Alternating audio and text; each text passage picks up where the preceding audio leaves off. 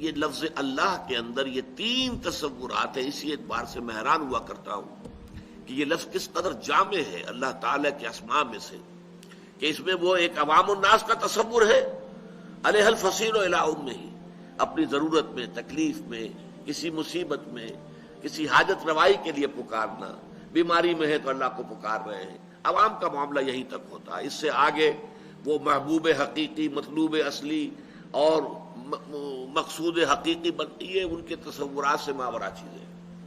لیکن صوفیاء کرام محبوب حقیقی، اور وہ کہ جس کی محبت جو ہے جس میں سرایت کر چکی ہو جان کے اندر، اور انسان کے وجود کا ایک جزو لا ینفک بن جائے. اور تیسرا یہ کہ فلاسفہ تو یہی کہیں گے ہم نہیں جانتے. ایگنوسٹسزم کسے کہتے ہیں؟ ہمیں کچھ حقیقت کا پتہ نہیں ہے، ہم حقیقت کو جان ہی نہیں سکتے، اور یہ باقاعدہ ایک مکتبہ فکر ہے ایگنوسٹسزم. اسکیپٹسزم کسے کہتے ہیں؟ ایگنوسٹسزم کہتے ہیں لا ادریت، لا ادری، میں نہیں جانتا، لا ادری، لا ندری، ہم کچھ نہیں جانتے، کچھ نہیں جان سکتے. یہ ہے ایگنوسٹسزم.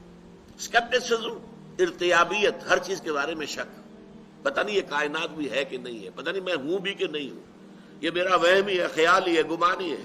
اب یہ ارتیابیت ہے، یہ اسکیپٹسزم.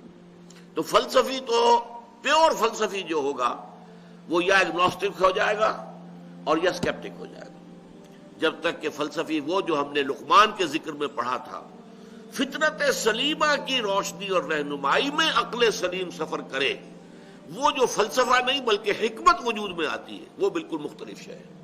لیکن پیور فلسفی جو منطق کی بنیاد پر اور خالص عقل کی رہنمائی میں چلے گی، اس کی جو منزل ہے آخری وہ ایگنوسٹسزم ہے کہ کچھ پتہ نہیں، یا اسکیپٹسزم ہے ارتیابیت.